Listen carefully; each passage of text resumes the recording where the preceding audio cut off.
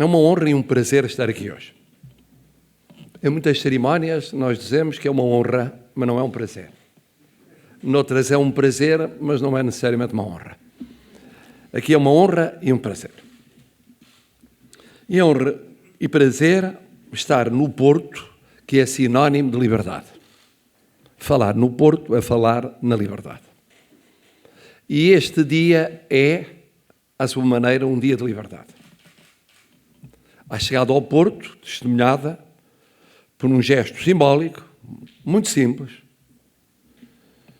e que foi o de, com o Sr. Presidente da Câmara Municipal do Porto, de pôr flores junto do mausoléu que recolhe o coração de Dom Pedro, como que a recordar toda uma afirmação de liberdade. Mas toda uma afirmação de liberdade que passa pelo Porto, que tem no Porto o cerne da sua concretização plena. Sem o Porto, teria havido o triunfo do liberalismo, mas seria mais difícil, mais árduo, mais complexo do que aquilo que acabaria por ser. Depois, virmos até uma feira do livro. Uma feira do livro é uma feira de liberdade, porque o livro é uma expressão de liberdade. Liberdade, expressão, ela própria do pensamento. Mas este ano, mais do que noutros anos, sentimos que é uma festa de liberdade. Depois de confinamento tão longo, é certo que voluntário, depois de sacrifícios, sofrimentos, padecimentos, toda a ordem, há como que um espírito de libertação que se traduz na cultura como noutros domínios da vida nacional. A cultura que esteve praticamente reduzida ao grau zero da sua possibilidade de manifestação durante meses. E o livro é um expoente qualificado da cultura. Feira do Livro que é dedicada à mulher, ao feminino, ao mundo e à sociedade vista pelo lado feminino da história e dessa sociedade. E concretamente escolhida uma figura, Leonor de Almeida, que se traduz em 4 linhas, 5 linhas, muito simples. Venho por lajedos, úmidos e escuros. Meus passos curtos e duros procuram por entre medos atalhos claros. Isto foi a vida dela, foi a vida de muitas mulheres em Portugal, ao longo de uma história recente. Nos mais escuros do que claros, nos atalhos bem difíceis, nos passos duros que tiveram de ser dados à procura de horizontes diferentes na vida. E depois, máxima expressão da liberdade, a celebração dos 200 anos da Revolução Liberal do Porto. Digo bem, da Revolução Liberal do Porto. Porque ela foi nacional, ela é nacional, mas foi e é do Porto. Não foi nascida, não ocorreu noutro qualquer ponto do território nacional. Ocorreu no Porto.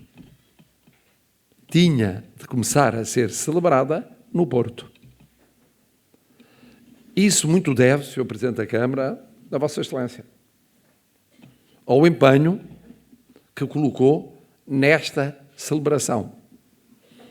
Num país que tem ignorado, digo tanto mais à vontade quanto também aqui falo, não apenas como Presidente da República, mas como cultor de ciência política e de direito constitucional, que tem ignorado a Revolução de 1820. Não por acaso, como adiante vos direi, não por acaso, tem ignorado.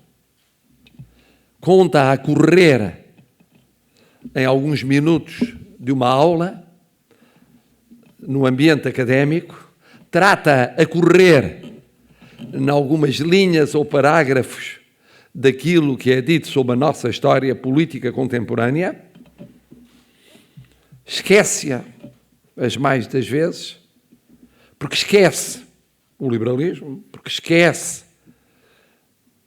a pioneira afirmação de liberdade, porque, no fundo, pensa que a liberdade já conquistada é um adquirido eterno. Não há adquiridos eternos em política, como em economia, como em sociedade, como no direito. Não há adquiridos eternos. E por isso é uma honra e um prazer aqui estar no lançamento da obra notável do professor Lopes Cordeiro. Porque é uma obra notável. É uma obra notável, em primeiro lugar, porque vai fazer história sobre aquilo que era esquecido historicamente. E só isso já é notável. Só isso já é notável. Porque é corajoso do ponto de vista cívico. E porque é pedagógico do ponto de vista formativo.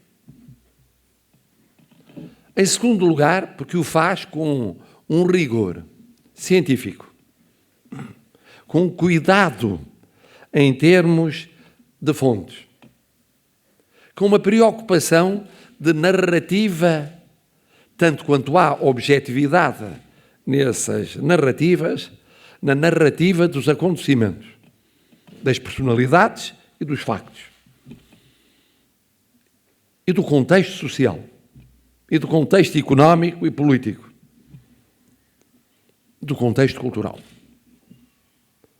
Porque o faz, começando nos antecedentes e acompanhando no início e no fim das palavras de Almeida Garrett, que é uma forma de entrelaçar a política, a revolução, a literatura, a cultura.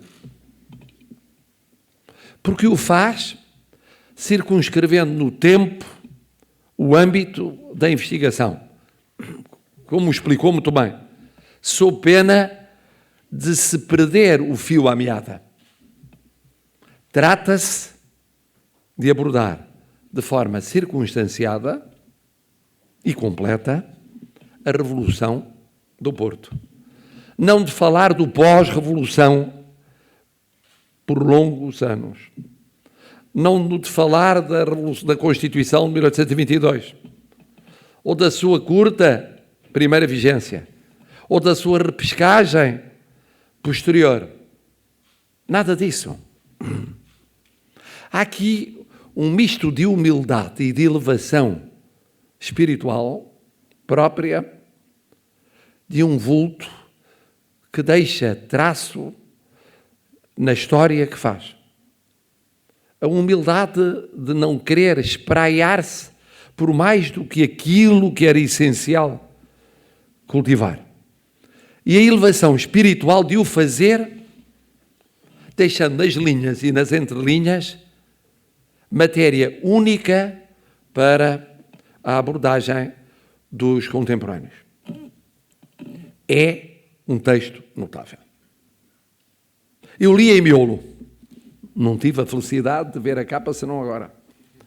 E de ver o tratamento gráfico, que é excepcional.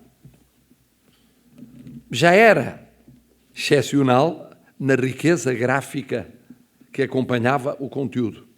Mas o tratamento gráfico em geral acompanha a substância da obra. Eu não vou falar daquilo que é aqui, como disse, circunstanciada e completamente narrado. Mas vou falar de algumas lições da Revolução de 1820. E a primeira lição é porque é que se fala tão pouco da Revolução de 1820? Porque Portugal foi, porventura, a primeira monarquia absoluta da Europa, com uma configuração muito aproximada, esqueçamos o universo colonial, daquilo que é hoje a realidade portuguesa, em termos geográficos. E foi das últimas a deixar de o ser. a ditadura salazarista foi muito mais uma monarquia absoluta pré-liberal do que propriamente, tão somente, um fascismo contemporâneo, embora com traços importados dos fascismos contemporâneos. Tivemos um longuíssimo absolutismo. E esse absolutismo foi interiorizado na sociedade portuguesa. Isso explica a pouca atenção dada à Revolução de 1820. Ela é vista como proémio do constitucionalismo. O constitucionalismo contemporâneo começou aí. Ponto, final, parágrafo. Depois perdeu-se. Perdeu-se nas veredas da história, reencontrou-se sumariamente com o setembrismo, voltou a perder-se, apesar da luta dos progressistas em muitos momentos na monarquia constitucional, reencontrou-se de forma breve na Primeira República, perde-se na ditadura militar e na ditadura constitucionalizada em 1933, reencontra-se finalmente no 25 de Abril, a altura em que muitos portugueses descobrem a liberdade pela primeira vez, ao mesmo tempo que descobrem a democracia. Não é por acaso que a nossa direita liberal é a mais fraca de todas as direitas e a esquerda liberal a mais fraca de todas as esquerdas. Todas as outras direitas sobrelevaram, todas as outras esquerdas sobrelevaram, durante muito tempo. E por isso, porque o país era a data da Revolução Liberal ultramontano, absolutista, e era no foro civil como no foro religioso, e em algumas instâncias do poder, mesmo militar, que não todo, se explica como é que esse país passou à clandestinidade, usando uma expressão destes dias, mas não desapareceu. E por isso reapareceu no miguelismo e na guerra civil. E por isso reapareceu em alguns traços do franquismo, mais tarde do pimentismo, claramente do sidonismo e com caracterizações diferentes, porque o tempo era outro, no salazarismo. Há um tronco comum. Esse país, predominantemente rural e não urbano, predominantemente ultraconservador, ultramontano, absolutista, defensor do poder absoluto, sob várias formas, exercido pelo monarca, exercido em sua delegação pelo chefe do governo. Esse país nunca cultivou o conhecimento da Revolução de 1820. Era um facto, no mínimo, estranho, para não dizer mesmo indesejável. Como era a mensagem do liberalismo. Do liberalismo político, do liberalismo económico, do liberalismo social e da abertura progressiva para aquilo que viria a ser mais tarde o avanço para a democracia. Uma segunda lição que nós taríamos da leitura deste livro é que as revoluções têm antecedentes. E mesmo quando não são revoluções, as mudanças históricas têm antecedentes. O que se passa é que quem está ao leme do poder político no período imediatamente anterior a essas mudanças, não vê o que se vai passar. Não entende o que se vai passar. Encontra-se descolado da realidade. E ali era muito óbvio o que se estava a passar. Era um império europeu ocidental que tinha a capital do império fora da capital do império. Mais precisamente uma colónia. E a passagem da metrópole à colónia. O que estava a passar era o somatório de invasões francesas e de contra-invasões britânicas.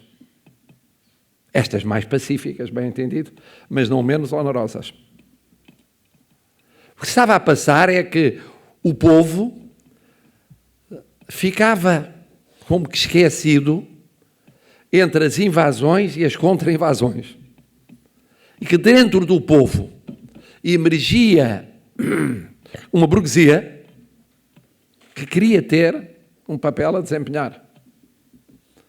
E que o Porto era expressão clara da autonomia, da independência dessa burguesia em relação ao poder central, delegado, sediado em Lisboa.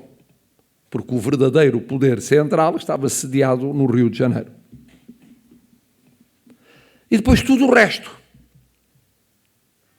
O que era um longo repositório de recriminações económicas, sociais, políticas e militares, que iam desde o custo das invasões francesas até ao custo dos acordos celebrados com os britânicos, passando pela ignorância que o poder em Lisboa votava ao resto do território, mesmo metropolitano. Isto é uma lição.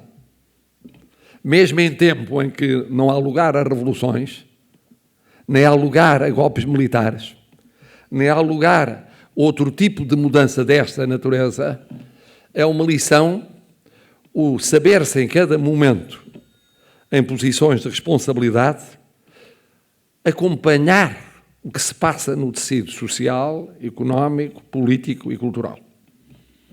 Não perder o pé, para não ter de perder a mão. É uma lição. Uma terceira lição é uma decorrência do peso do país antiliberal. A curta vigência da Constituição de 1822. Mas a sua vingança póstuma. Há sempre vinganças póstumas em matéria política como em matéria constitucional. O setembrismo foi uma semi-vingança. Não se pôde corporizar, porque a solução a que se chegou com a Constituição de 1838 foi um compromisso entre a legitimidade monárquica e a soberania nacional a caminho de soberania popular. E daí duas câmaras, e daí a composição das câmaras, e daí o equívoco que levou a uma curtíssima vigência na nossa história constitucional. Mas se pensarmos na Constituição que nos rege, há traços do vintismo. Há uma Câmara, não há duas câmaras. Ao contrário da Primeira República, em que havia duas câmaras. Há uma Câmara e nessa Câmara encontramos um elenco de liberdades que leva mais longe em termos de ambição aquilo que era a Declaração de Direitos de 1822 e que foi passando de alguma Constituição para alguma Constituição e teve tradução, por exemplo, na Constituição de 1911. Foi-se mais longe em matéria de direitos e liberdades, nomeadamente naquilo que era, no contexto da época, já muito avançado, isto é, os direitos económicos, sociais e culturais. Eram os próprios daquele tempo, diferentes dos direitos próprios deste tempo. Há a preocupação com a separação de poderes, grande conquista do vintismo. Separação que desaparece com o poder moderador do monarca na Carta Constitucional de 1826. Ou é atenuado. E depois, progressivamente esbatido até ao fim da monarquia,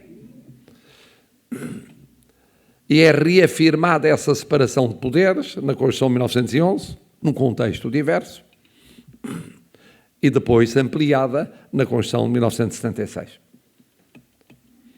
Tal como no vintismo, e tal como no setembrismo, e tal como na Primeira República, em que foi derrotada a corrente presidencialista norte-americana e prevaleceu uma corrente parlamentarista de origem europeia, também esse confronto esteve presente, lembro-me como contemporâneo da Revolução e como constituinte, na feitura da Constituição de 1976. E houve correntes mais próximas do vintismo e outras menos próximas do vintismo. Só que a história já era outra. E porque a história era outra, as correntes que tinham reticências ao liberalismo vintista e ao parlamentarismo da época vinham de vários quadrantes e assumiam diversas feições.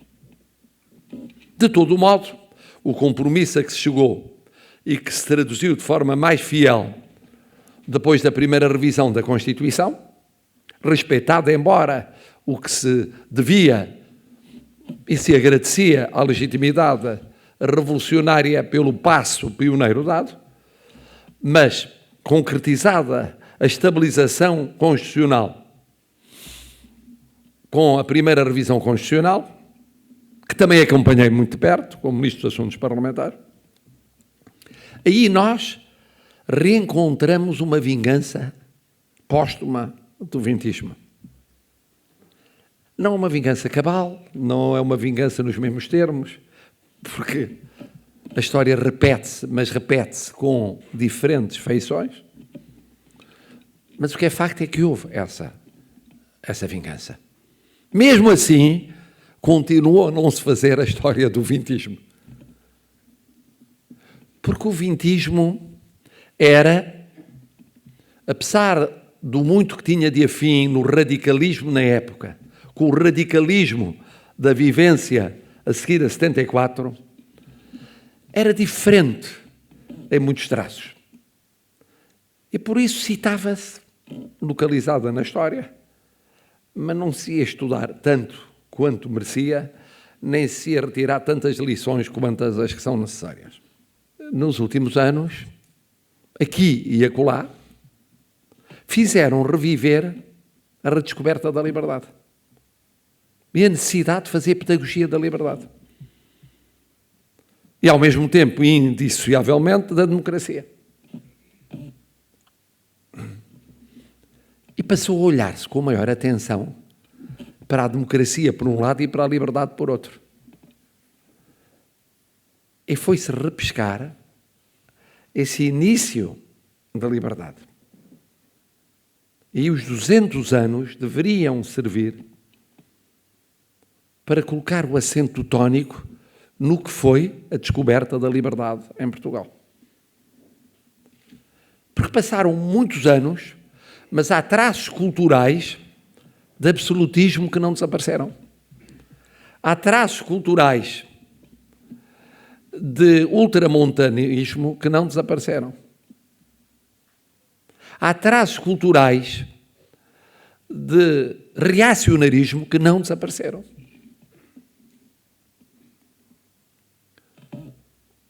É um fenómeno mais global e até mais europeu. O descobrir-se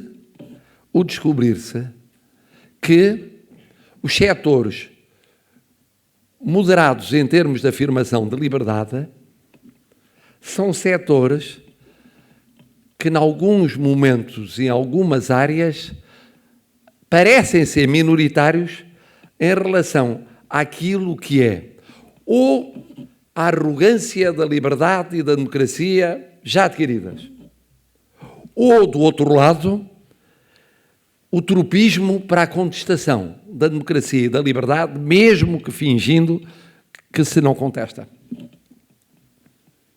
Estamos nesta onda há já alguns anos, em alguns países do mundo e em alguns países da Europa.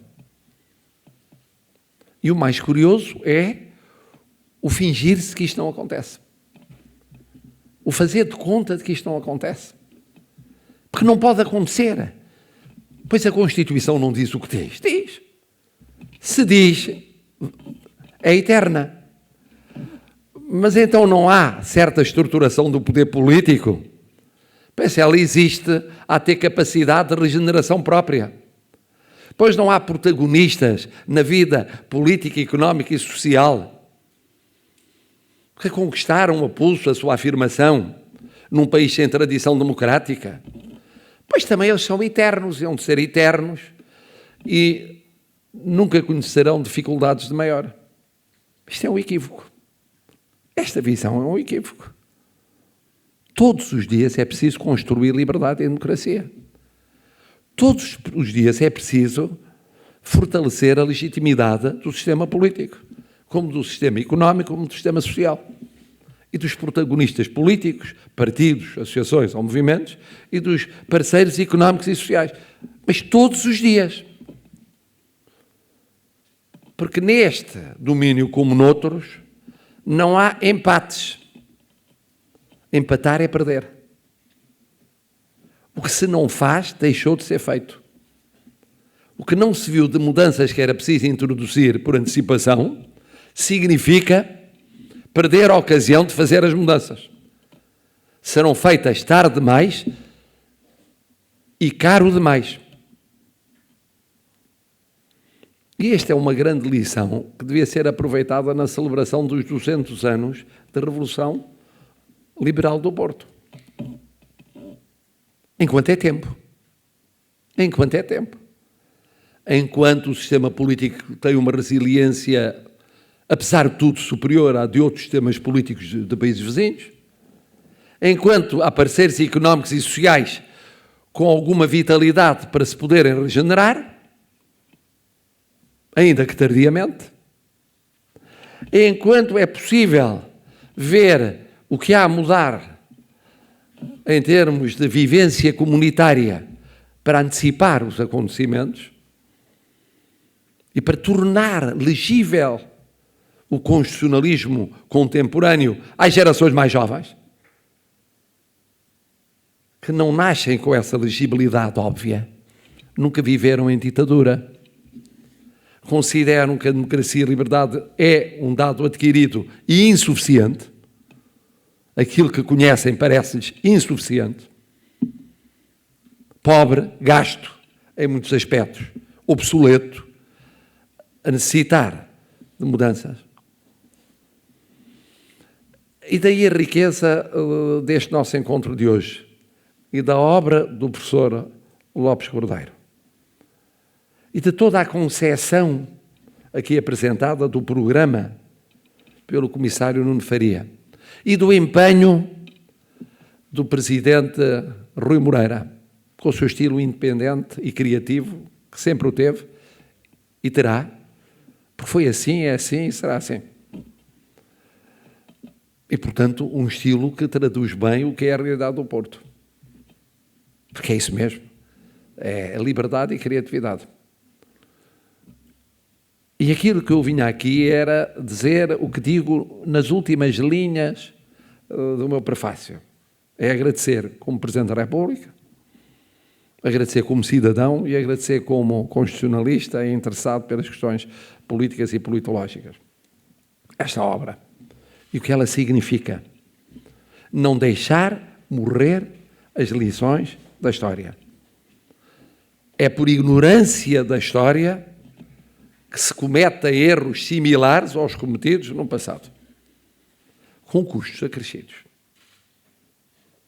Não é por falta de empenho da Câmara Municipal do Porto. Não é por falta de empenho deste ciclo de comemorações. Não é por falta de empenho do professor Lopes Cordeiro que se poderá dizer que aquilo que há a fazer não foi feito. E por isso lhe sou muito grato, também como Presidente da República Portuguesa.